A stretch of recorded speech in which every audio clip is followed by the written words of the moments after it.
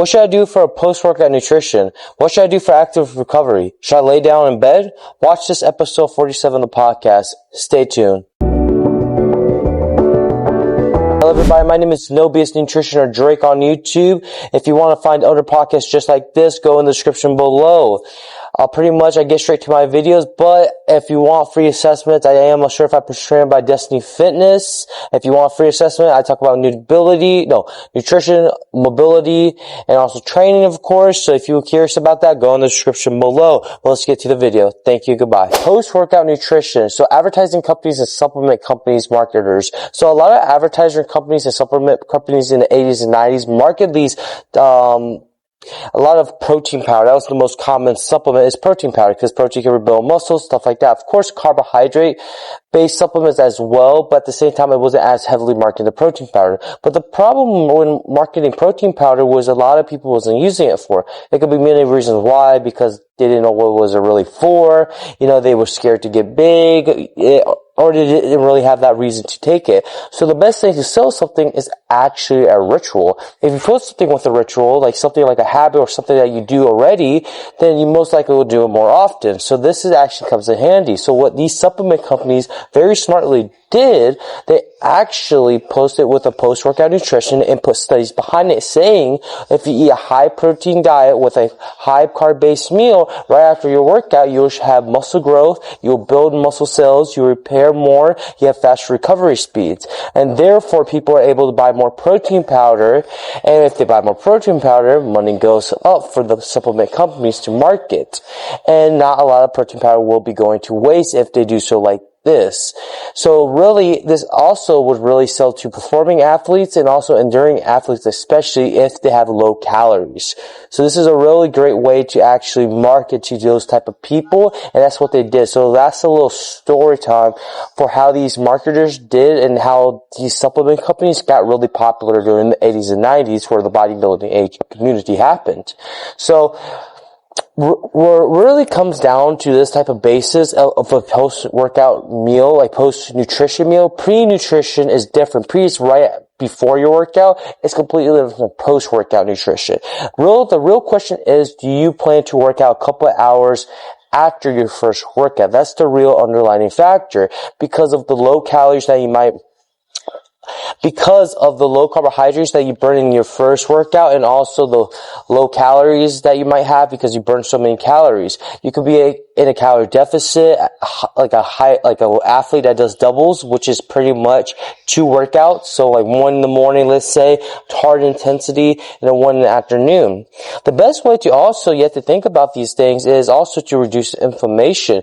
If this is you, an athlete, or in a calorie deficit, or you're doing bodybuilding, especially have this post-workout meal, because you're already burning a lot of calories, you have low glycogen, and if you don't have these energy boosters, especially in a calorie deficit like me in the Destinyfitness weight loss challenge, then therefore you will not perform as well if you had high calories to begin with. So I would recommend to actually, have a post-workout meal. Also, another thing, you can take ice baths. That's also our next topic, active recovery, but this also that's post-workout nutrition, but it's not nutrition, it's just post-workout recovery, and that's what I recommend. But really, I would suggest doing so if you have low calories, if you're going to work out later.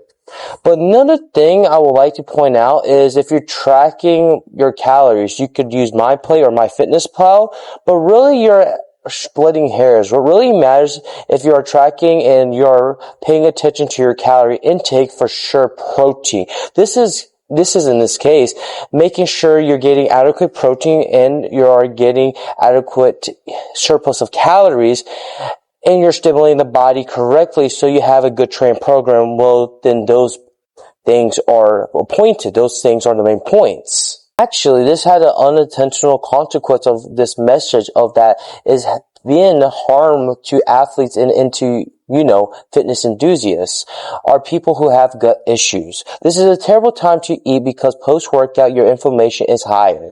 When you eat, a real fast digesting protein of a carbohydrate shake right after your workout, and you're inflamed.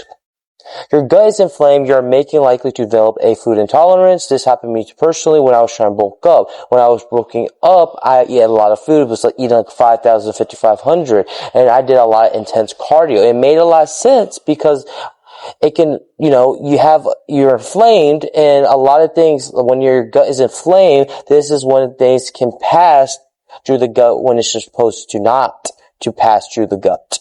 So again, it is not that big of a deal if you plan working out again later when you should.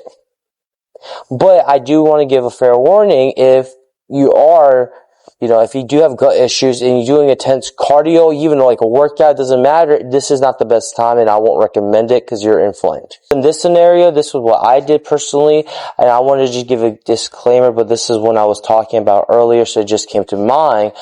So when I'm trying to bulk up and I had a hard time getting calories in, I found this as an opportunity as soon as I done with training, I was very hungry. Feeding myself something that was 400 or 500 calories, carb heavy, right after I trained, I found that I would still, again, an hour or two later, be hungry later, and also help me stay on top. The reason for that wasn't from the studies that supported the benefits of eating right after, the workout. For me was, I could get that calories in or that meal right after my workout. When I knew that by the time I got home, I took a shower and I was ready to eat another meal, which it was about hitting my calorie targets. Also, I just want to talk about when I was back to the story time, when I had those hives of those pimples and the food intolerance I had a little bit. It could be a lot of eating calories, but you have to be careful of that. And also, this is a good time to bulk up if you get extra hungry of the extra amount of what you're doing.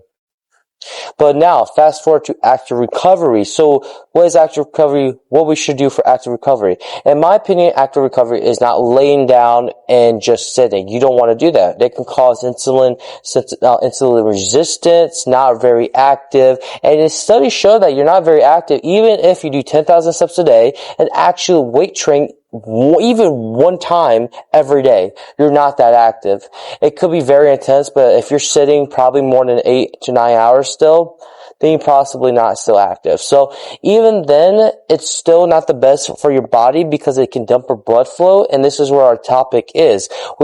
We beat ourselves probably in the gym a lot or overwork ourselves. Therefore, we feel like we need that rest. We need that extra, laying down or sitting on the couch, probably eating potato chips because we feel like we deserve it. But reality, we most likely don't, and that's not a good habit. We tend to be more lazy when we're more tired.